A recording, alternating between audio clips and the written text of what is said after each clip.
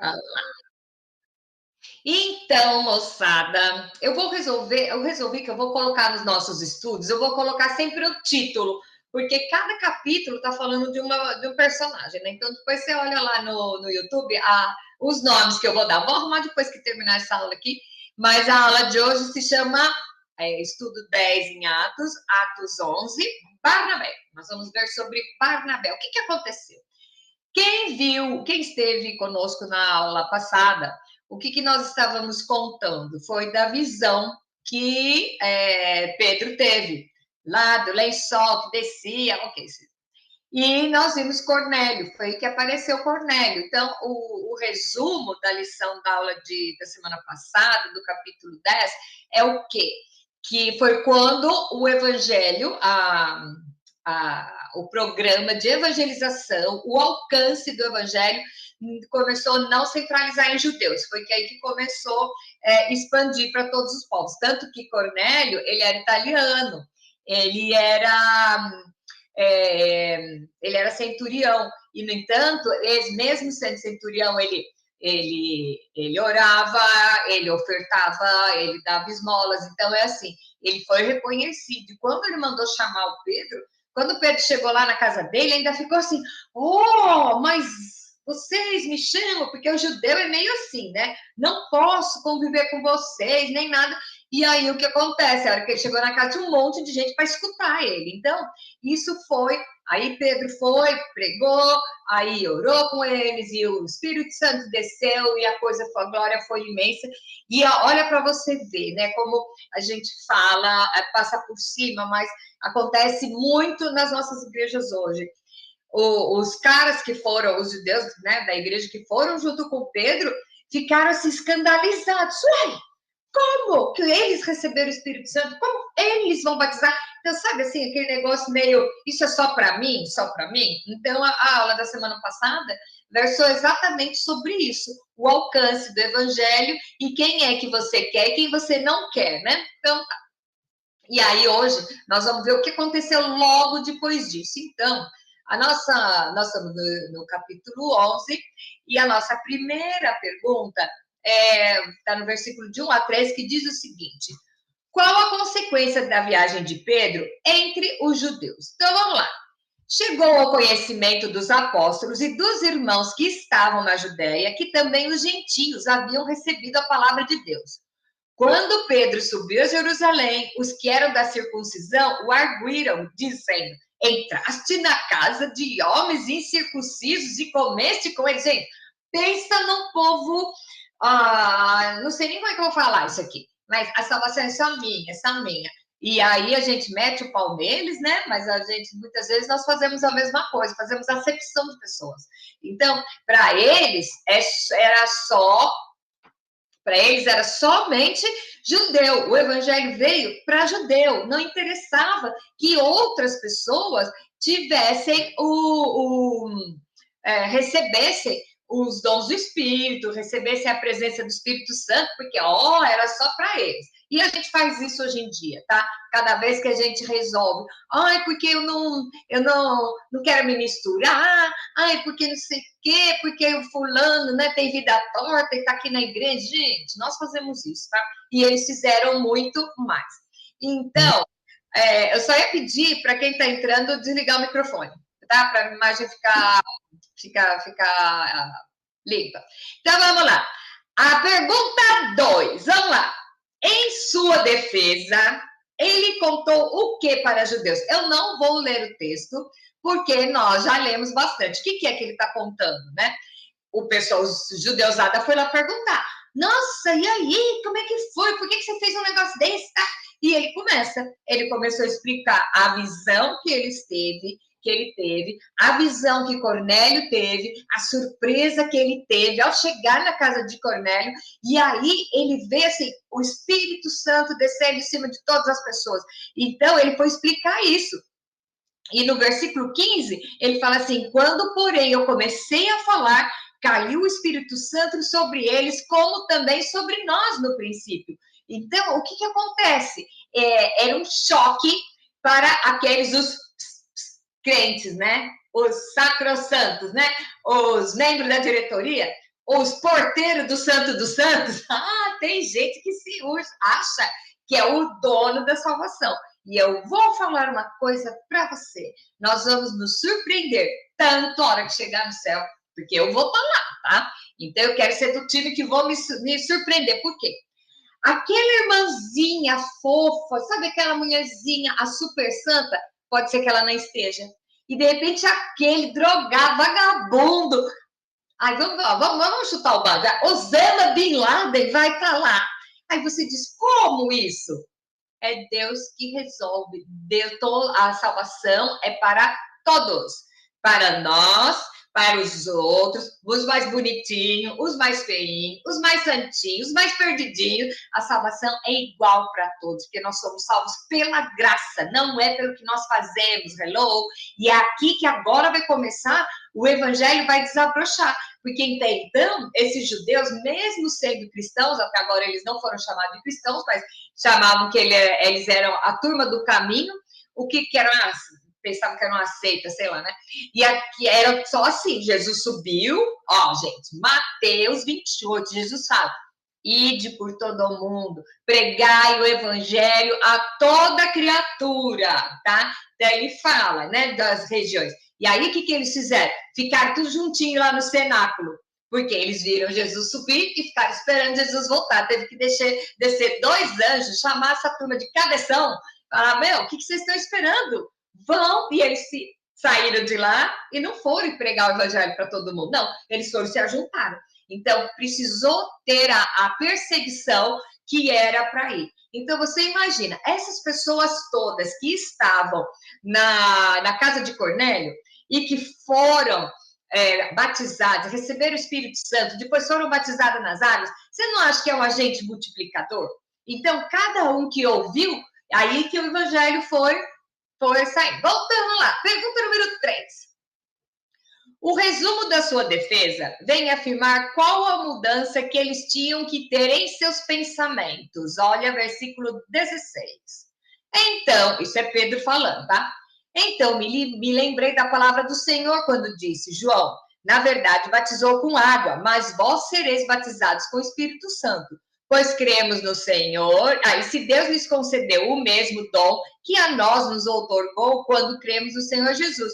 Quem era eu para que pudesse resistir a Deus? E ouvindo eles essas coisas, apaziguaram-se e glorificaram a Deus, dizendo, logo também os gentios, aos gentios foi concebido que o arrependimento da vida, foi concedido o arrependimento da vida. Quer dizer, na verdade, Pedro ainda estava meio com o pé atrás, porque o pessoal estava trucidando ele para saber por que misturou, tá? Então, o que acontece aqui? Diz que eles ouviram e se apaziguaram, quer dizer que eles não estavam apaziguados, tá? Era um povinho que, sabe, é só para nós. Infelizmente, nós vemos até hoje judeus que ai, nós somos o povo escolhido. Eu vou falar para vocês uma coisa que aprendi com meu pai. Meu pai é uma figura. E o meu pai dizia assim, testemunha de Jeová vem bater na minha porta. Eu peço a Bíblia deles e começo a falar com eles e eles pedem para ir embora. Ninguém aguenta, é a própria Bíblia deles. Então, eu não sou testemunha de Jeová. O judeu diz que ele é povo. Eu não sou povo, eu sou filho. Então, enquanto o judeu vem batendo no peito que ele é o povo de Deus, ok, nós somos filhos. O povo tem um tratamento específico.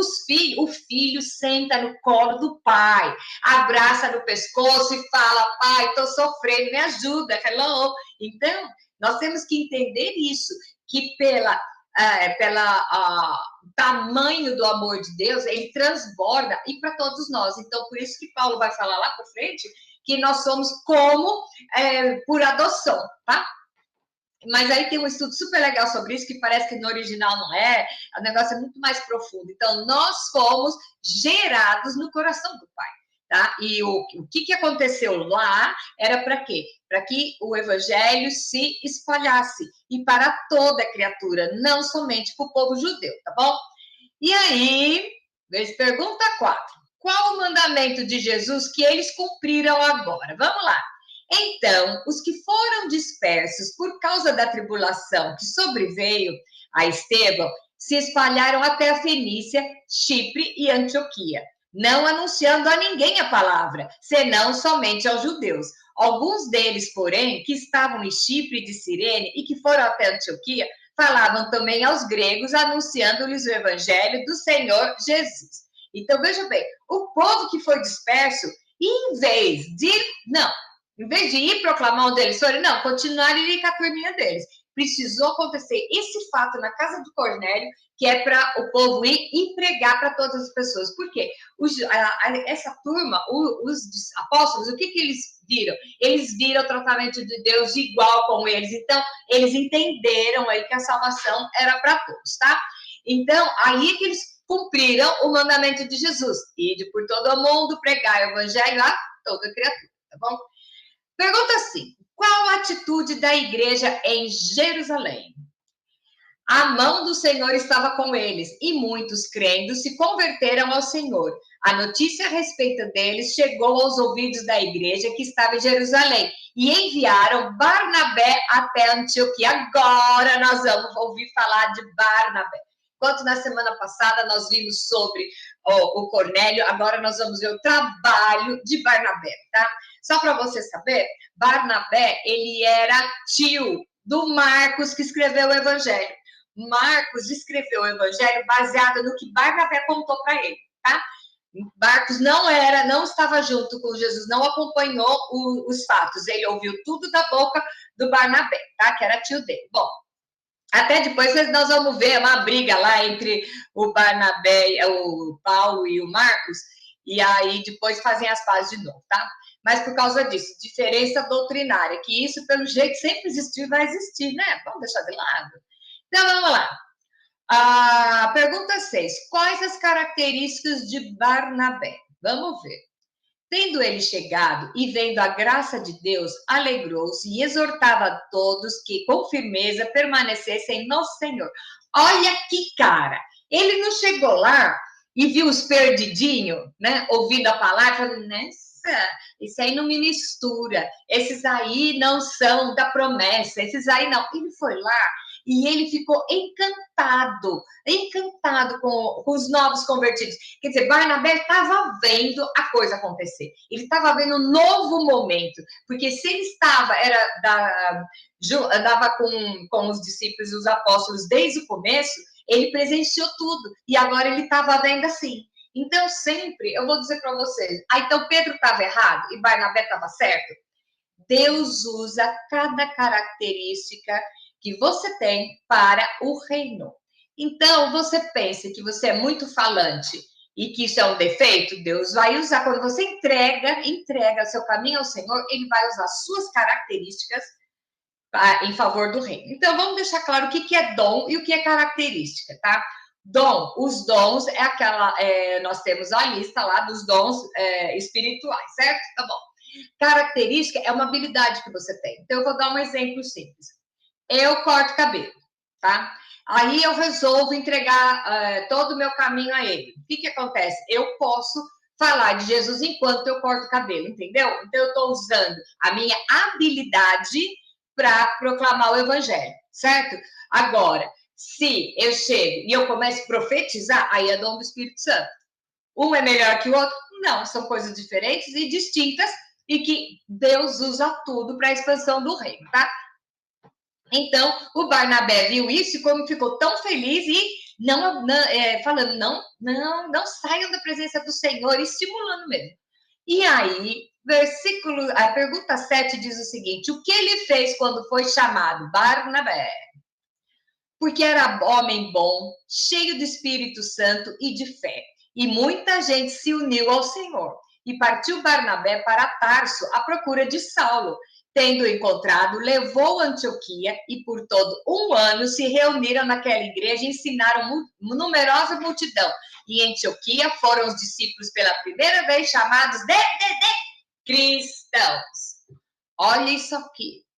Saulo teve um problema na vista, ficou cego por 3 dias, e assim, todo mundo conhece a história, nós já estudamos as aulas anteriores, mas ele se submeteu sendo, gente, Saulo, ele era o bambambam, e no entanto, ele se submeteu a ficar um ano junto com Barnabé, aprendendo aprendendo.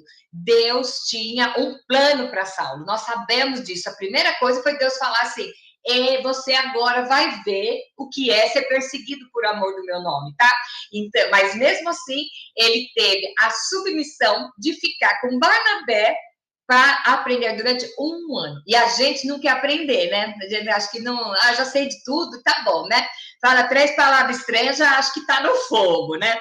Então, o que acontece? Submissão para aprender. Submissão e ouvir a qualquer pessoa. Então, o que acontece? O que acontece hoje em dia no nosso meio? Nossos estudos sempre são tem o objetivo de motivar a você mudar alguma coisa na sua vida, alguma forma de pensar. Então, isso aqui eu acho que é muito claro quando nós falamos exatamente do permanecer. Como que é? A quem que eu vou pregar? A minha casa serve para ser ponto de adoração. O bar pode ser, bar que eu digo, vamos lá, a padaria pode ser o lugar onde você vai evangelizar, a caixa do supermercado. Então, o negócio é bem por aí. Você está colocado num contexto, não pense que está à toa.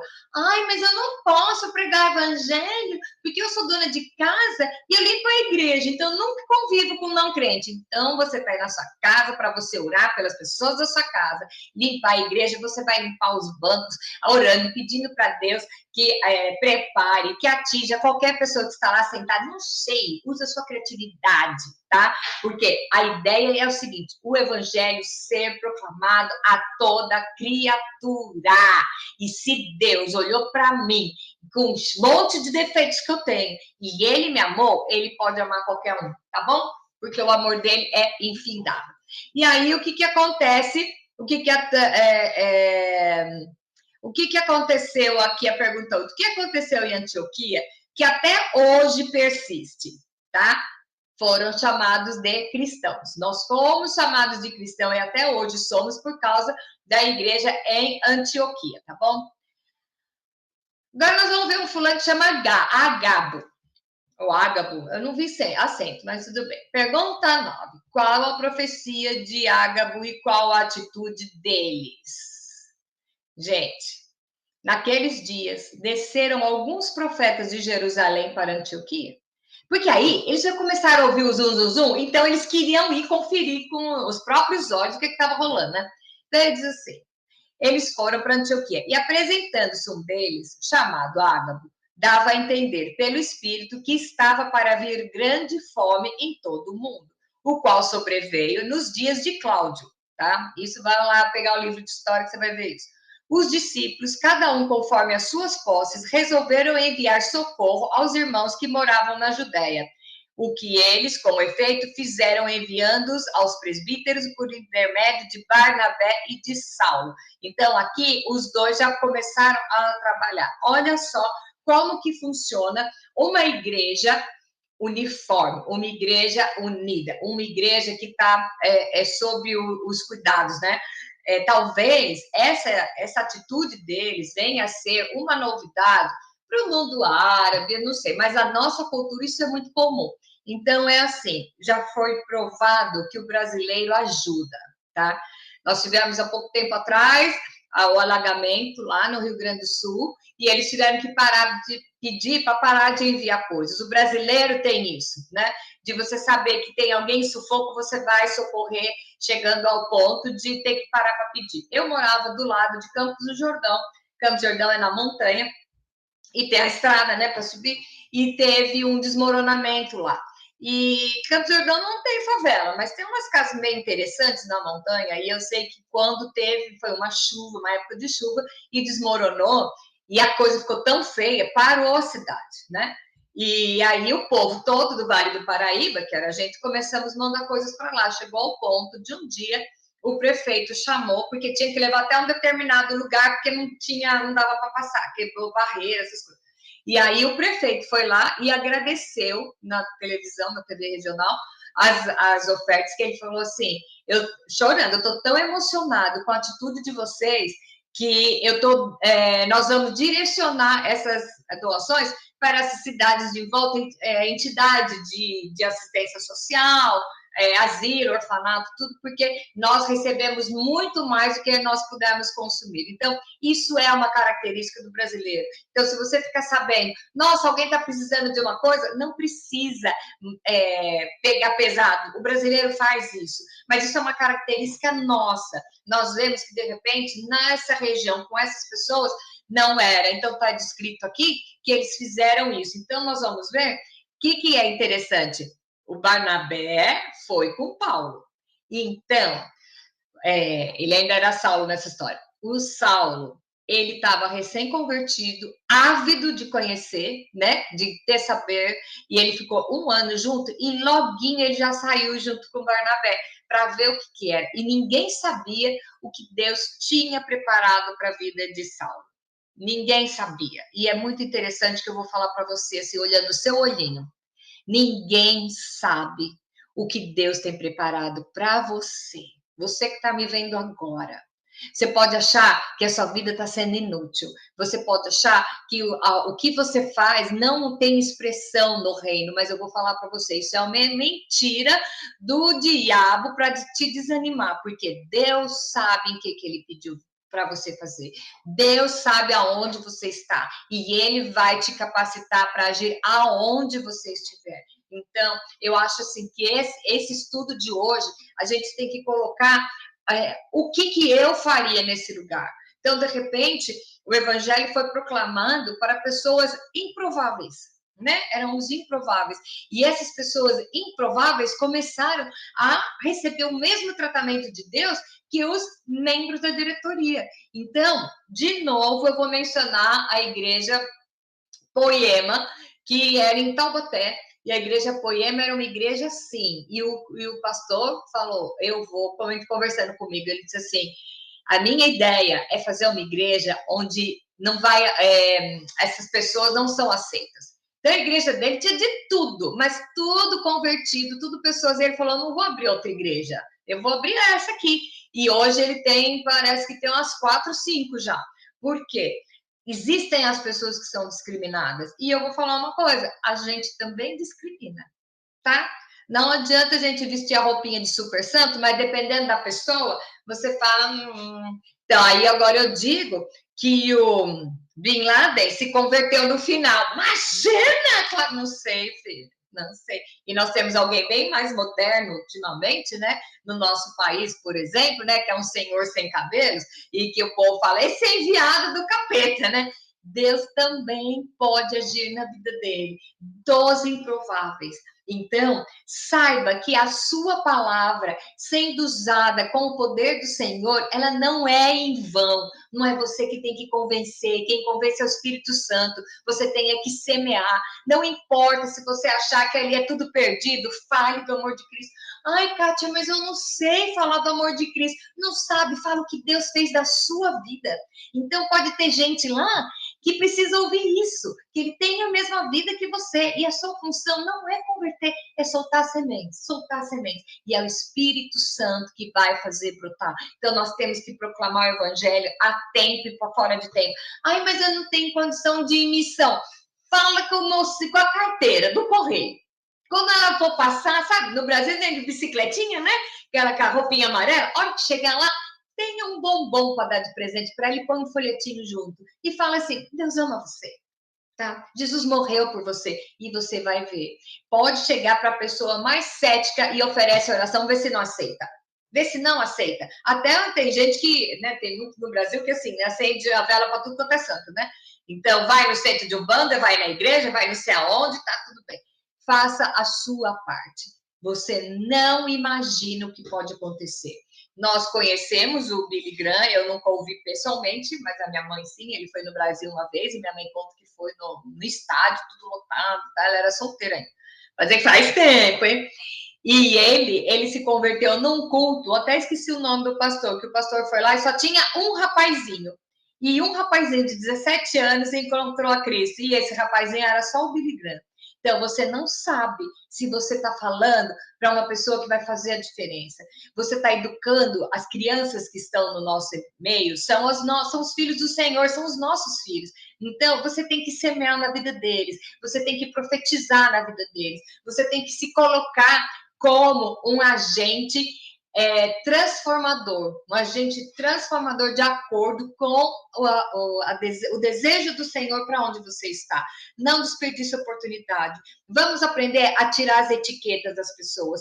Vamos aprender a valorizar o que realmente tem valor, tem sentido, que é a alma da pessoa, que é a vida dela, que de repente ela pode continuar usando uma roupa que você não concorda, ela pode continuar usando os piercings, os negócios, tudo que você não concorda, deixa quieto, deixa quieto. O que que faz? Fale do amor de Deus, porque Jesus, ele está vindo. E olha, cada dia que passa, cada notícia que eu vejo que está muito mais perto. E a pergunta é só o quê? O que eu estou fazendo para a expansão do reino de Deus? Qual é o seu papel? Você está fazendo ou vai chegar lá na hora, Deus pegar e falar, olha, o que eu te dei? E você ter as mãos vazias. Ou então fazer que nem aquele outro, né, que pegou e enterrou de medo, aí chegou lá e estava lá com o mesmo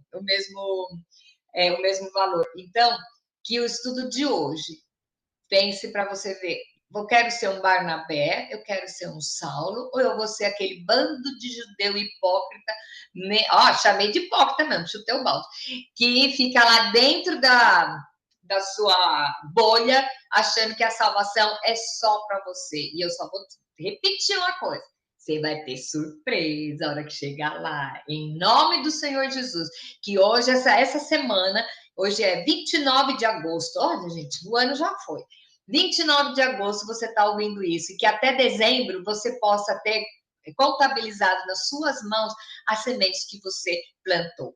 Não é você que dá o crescimento, então fica tranquilo. Se a pessoa ouviu e não fez nada com aquilo, não mudou de vida, fica tranquilo. Por quê?